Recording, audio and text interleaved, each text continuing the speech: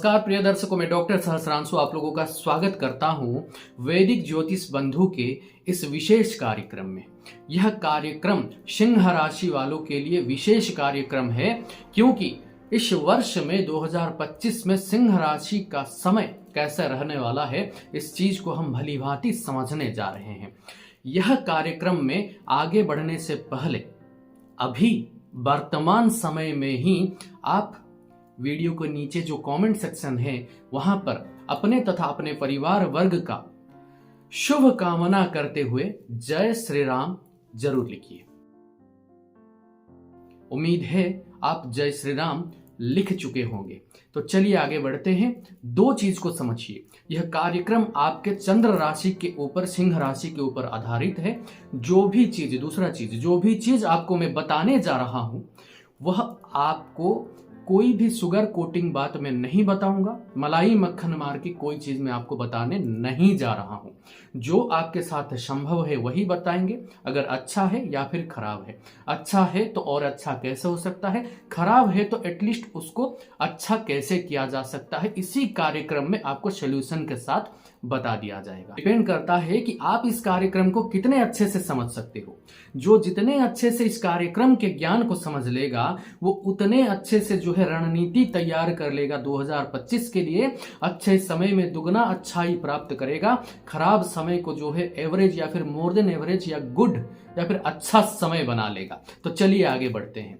पहले आपको बता दूं, कोई भी वर्षफल को तैयार करने से पूर्व यह जानना पड़ता है कि कौन कौन से ऐसे ग्रह हैं जो कि इस साल में अपना राशि परिवर्तन करेंगे और लंबे समय तक आपके राशि सिंह राशि के ऊपर अपना प्रभाव रखेंगे। पहले बात करते हैं 29 मार्च को शनिदेव जो है, डेट्स नोट करते चलिएगा तभी आप रणनीति तैयार कर पाएंगे। कागज कलम ले लीजिए, वीडियो को पॉज कर लीजिए और फिर चालू कर दीजिए। तो 29 मार्च को शनिदेव जो है आपके अष्टम भाव में गोचर करने जा रहे हैं। यानी कि अष्टम में शनि को बहुत लोग खराब मानते हैं, लेकिन मैं बता दूं अष्टम भाव का कारक शनि होते हैं। तो शनि अष्टम भाव में जो है इतने खराब आपके लिए साबित नहीं होंगे, लेकिन हाँ, शनिदेव का ढैया जो है आपके लिए चालू हो रहा है। शनिदेव का अच्छा प्रभाव प्राप्त करने के लिए या फिर उनके विच्छेदात्मक दृष्टि से बचने के लिए आपको तिल के तेल का दान करना चाहिए। शनिवार के दिन सायं काल में या संध्या समय में पीपल के वृक्ष के नीचे आपको तिल के तेल का दीपक प्रज्वलन करना है। इत्यादि चीज करते हैं और हनुमान जी के सानिध्य में रहते हैं, हनुमान चालीसा का पाठ करते हैं, तो शनिदेव से जो है आप बच करके रहेंगे। यहाँ पर शनिदेव के कारण आपको आपके पार्टनर के साथ में मतभेद फील हो सकता है, या फिर ऐसा हो सकता है कि आपका जो संबंध है वो ससुराल पक्ष से खराब हो सकता है। इसीलिए शनिदेव की जो भी रेमेडीज हमने आपको बताए हैं उसको आपको भलीभांति समझ करके आजमाना होगा। और कर्म क्षेत्र में भी थोड़ा सा स्ट्रेस या टेंशन जो है शनिदेव दे सकते हैं। इसीलिए माता काली का एक मंत्र है, यूनिवर्सल मंत्र है, और इस मंत्र का जो शक्ति है वही जानता है जिसने आजमाया है। ओम क्रीं कालिकायै नमः, ओम क्रीं कालिकायै नमः। बता रहा हूं तो मेरे रोंगटे खड़े हो रहे हैं, इतना कनेक्शन है मंत्र के साथ। यही मंत्र का जो है रोज नित्य आपको 108 बारी जाप करना होगा, जनवरी से लेके मार्च तक, जबकि आपके ऊपर ढैया प्रारंभ हुआ ही नहीं है। यह समय भी आपका अच्छा ही रहेगा या फिर एवरेज सा आपको ऑलरेडी लगने लगा होगा। इस समय को अच्छा करने के लिए वर्तमान समय में आप ओम नमो भगवते वासुदेवाय नमः मंत्र का जाप कर सकते हैं, या फिर समय समय पर श्री हरि स्तोत्रम को आप जो है प्ले करके उसका श्रवण सुन सकते हैं, उसको श्रवण कर सकते हैं। ठीक है, अब आगे बढ़ते हैं। 14 मई को देवगुरु बृहस्पति आपके एकादश भाव में गोचर करने जा रहे हैं। टर्निंग पॉइंट शुरू, यह समय से लेकर के डेट नोट करते रहिए। 14 मई से देवगुरु बृहस्पति आपको यहाँ पर बहुत कुछ देने वाले हैं। जॉब कर रहे हैं, प्रमोशन देंगे, सैलरी हाइक देंगे, नया अपग्रेडेड पैकेज में नया जॉब दिलवा देंगे। बिजनेस कर रहे हैं, बिजनेस एक्सपांड करवा देंगे। लोगों के साथ संबंध है और लोगों का और क्लाइंट्स आपके साथ भिड़ जाएंगे। यह समय में इतना ही नहीं, आपके स्वास्थ्य के ऊपर भी बहुत बढ़िया प्रभाव होने जा रहा है। साथ ही साथ आपके संतान पक्ष से आपको सुख मिलेगा। आपके रिलेशनशिप में आपको सिल्क स्मूथ समय, बहुत ही सुखद समय आपको जो है प्राप्त होने जा रहा है। कोई नया चीज सीखने के लिए आप यहां पर प्रारंभ कर सकते हो, विद्यारंभ कर सकते हो। विद्यार्थियों के लिए विशेष समय है। 14 मई के बाद यहां पर आप जो है पढ़ाई में बहुत अच्छे तरह से आगे बढ़ सकते हो। या फिर कोई भी सिंह राशि का जातक हो, यहां पर आप कोई नया चीज सीखने के लिए अपने आप को उत्सुक बना सकते हो, अपने जिज्ञासा को बहुत वर्निंग डिजायर के साथ में आगे बढ़ सकते हो। यहां पर बहुत ही दंभ के साथ यह भी आपको बताऊंगा कि जिन लोगों का विवाह पिछले कुछ सालों से नहीं हो पा रहा था, उन लोगों के साथ यहां पर मंगल कृत्य या फिर विवाह के बंधन में वो लोग बंधने जा रहे हैं। बहुत तगड़ा समय, बहुत भारी, बहुत बढ़िया समय है। यह समय में बहुत सारे सिंह राशि के व्यक्तित्वों का विवाह संपन्न होने जा रहा है और बहुत ही अच्छे जीवन साथी के साथ विवाह संपन्न होने जा रहा है। साथ ही साथ यहाँ पर जो लोग साझेदारी में कोई भी चीज कर रहे हैं, बिजनेस कर रहे हैं या फिर कोई भी ऐसा प्रोजेक्ट के ऊपर काम कर रहे हैं, उन लोगों के लिए भी सुनहरा समय है नोट छापने का। यानी कि धन के कारक बृहस्पति इतने अच्छे आपके इनकम के भाव में ही गोचर करेंगे। अपने अमृत तत्व के दृष्टि से आपके पंचम भाव को देखेंगे, पराक्रम भाव को देखेंगे, सप्तम भाव को देखेंगे। आपके पराक्रम साहस में वृद्धि करेंगे। छोटे भाई बहनों के साथ, दोस्तों के साथ रिश्ता बहुत बढ़िया बनाएंगे। लोगों का साथ आपको मिलने लगेगा। आप अकेले नहीं रहेंगे। आप अकेले जो काम कर सकते थे उससे कहीं ज्यादा आप अपने परिवार के, अपने दोस्त के सपोर्ट से जो है आप करने लग जाएंगे। तो बहुत कुछ अच्छा मैं आपको बता रहा हूं, लेकिन एक चीज का आपको ध्यान देना है। कुछ ही समय बाद जो है राहु और केतु आपके सप्तम और लग्न से कनेक्टेड रहेंगे। यानी कि आपको सेल्फ डाउट उत्पन्न होने लगेगा। आप सोचेंगे कि अमुक काम को मैं कर सकता हूं या नहीं कर सकता हूं, अगर करूं तो कैसा रहेगा, करना चाहिए या नहीं करना चाहिए, घर बंद करके जाऊं तो कहीं चोरी ना हो जाए, अमुक कार्य करूं तो वो कुछ ना बोले। तरह तरह का संशय, संदेह मन में जात होते रहेगा, अज्ञात भय सताता रहेगा और सेल्फ डाउट, अपने ऊपर ही डाउट आपका समय बर्बाद करेगा। इससे बचने के लिए राहु और केतु का सम्मिलित उपाय बता रहा हूं। शाम के समय सूर्यास्त के बाद जो है आपको कुत्तों को खाना खिलाना है, स्ट्रे डॉग्स को, यानी कि आवारा कुत्तों को आपको फीड करना है। और दिन के समय, शनिवार के दिन, कच्चे दूध को कांच के किसी बर्तन में या पात्र में आपको लेकर के शिवलिंग के ऊपर या शिव मंदिर जाकर के शिवलिंग के ऊपर आपको काला तिल मिला करके अभिषेक करना है। तो राहु और केतु के दुष्प्रभाव से, दुष्परिणाम से आप रहित रहेंगे और आपके ऊपर काफी बढ़िया बृहस्पति का प्रभाव, हीलिंग प्रभाव बना रहेगा। 19 अक्टूबर को देवगुरु बृहस्पति आपके विदेश भाव में या फिर 12th हाउस में गोचर करेंगे। यह समय में दान, धर्म, पूजा, हवन, दक्षिणा इत्यादि के ऊपर, तीर्थ यात्रा के ऊपर आप जम करके खर्च करेंगे। आध्यात्म के प्रति अपने आप को आप न्यौछावर करोगे। भगवान के प्रति आपका भावना जात होगा। यही समय में आप ऋण से निकलोगे। लोन चाहते हो तो लोन मिल भी जाएगा। लोन से निकलना चाहते हो तो आप निकलने के रास्ते में भी अग्रसर हो जाओगे। एक ही चीज का ध्यान रखना है यहाँ पर, आपके जठराग्नि का, आपके पेट का। और इस ही बीच जठराग्नि विकार से बचने के लिए आप एकादशी का उपवास, व्रत उपवास शुरू कर सकते हैं। घर में तुलसी के कई सारे पौधों को जो है आप लगा करके, तुलसी जी को बिठा करके उनका आप सेवा कर सकते हैं। सेवा यानी के जब मंजरी निकल आए तो मंजरी तोड़ करके महादेव को अर्पण करना चाहिए। उनको हर दिन जो है जल प्रदान करना चाहिए। उनके आसपास कोई कीड़ा या फिर कोई रोग उनको ना हो उसका ध्यान रखना चाहिए। साफ सफाई रखना चाहिए।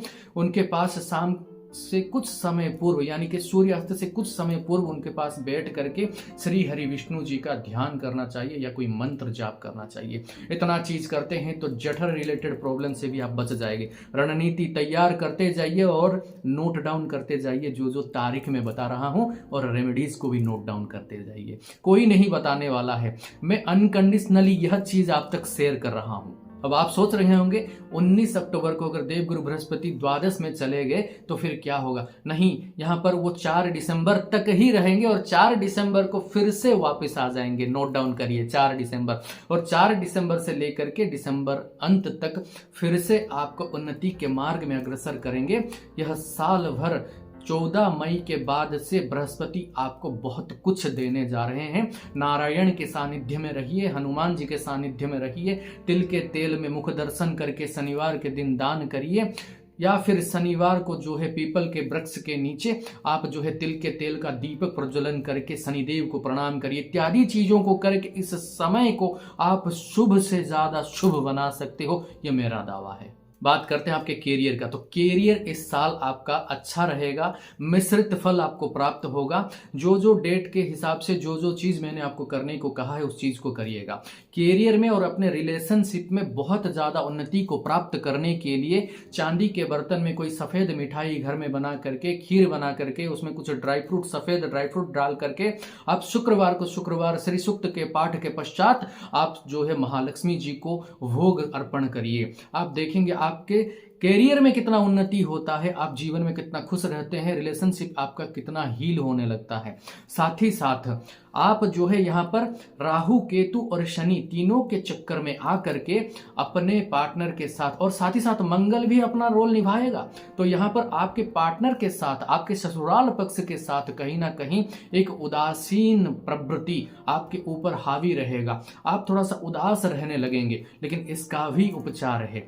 इसका उपचार स्वरूप आप जो है श्री सूक्त का शुक्रवार के दिन पाठ करिए और सफेद चीजों का भोग लगाइए। घर में ऐसे गुलाब का पौधा आप जो है ला करके लगाइए किसी शुक्रवार के दिन, जिसमें से सफेद रंग का गुलाब खिलता हो, और वह जो सफेद रंग का गुलाब खिलेगा उसमें गुलाब का खुशबू होना चाहिए। ऐसा नहीं है कि आपने कोई हाइब्रिड गुलाब लगा दिया जिसमें गुलाब का खुशबू ही ना हो।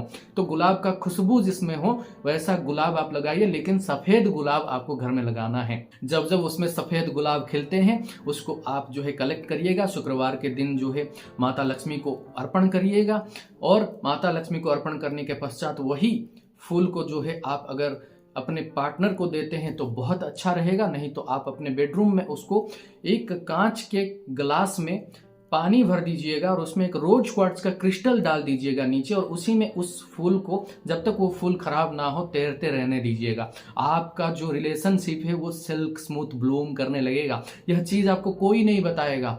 साथ ही साथ और एक चीज बता रहा हूं, मंगल से बचने के लिए बहुत ही निजी उपाय मैं आपको बता रहा हूं। केले का पत्ता लाइए, 1-1 फीट का टुकड़ा कर दीजिए, यानी कि 1-1 स्क्वायर फीट का टुकड़ा करते जाइए। उस 1-1 टुकड़े को हाथ में लेकर के उसमें काजल से 1-1 बिंदी लगाइए। लगाने के पश्चात कोई भी जो है मोतीचूर का लड्डू सबसे बढ़िया रहेगा, यानी कि नारंगी या लाल रंग का मिठाई उसमें भर करके, या गाजर का हलवा घर में बना करके उसमें भर करके गरीब के घर में दान करते रहिए। ये रविवार के दिन, मंगलवार के दिन, बुधवार के दिन, जब मन करे, जिस महीने मन करे, जिस हफ्ते मन करे, करते रहिए। आप देखेंगे आपका रिलेशनशिप बहुत ब्लूम कर जाएगा, आपका स्वास्थ्य बहुत बढ़िया रहने लगेगा। आपको लगने लगेगा कि हाँ, यह वर्ष भी आपके लिए भी बहुत बढ़िया जा रहा है। इस वर्ष में आपको कर्ज नहीं लेना चाहिए।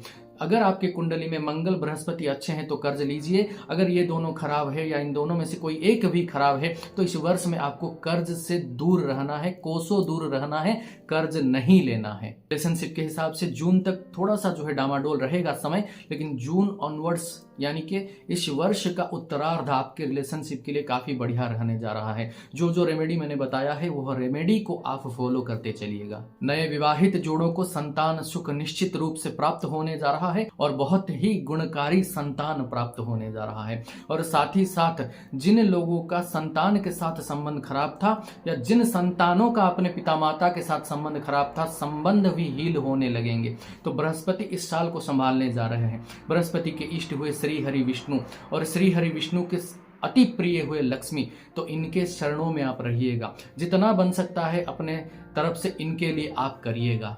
यह साल में फरवरी, जून और अक्टूबर आपके लिए काफी बढ़िया रहने वाला है, और अप्रैल, अगस्त और नवंबर में आपको अपने आप को किसी भी कंट्रोवर्सी से या फिर किसी भी दुविधा से बचा के रखना चाहिए। तबीयत खराब है तो स्वास्थ्य के ऊपर ध्यान देना चाहिए।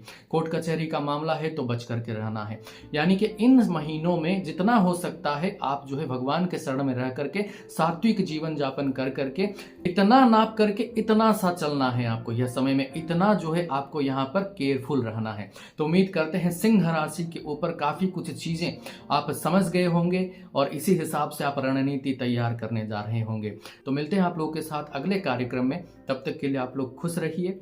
आप सभी को हमारे तरफ से सहृदय जय श्री राम। कमेंट सेक्शन में जय श्री राम लिखना ना भूलिए।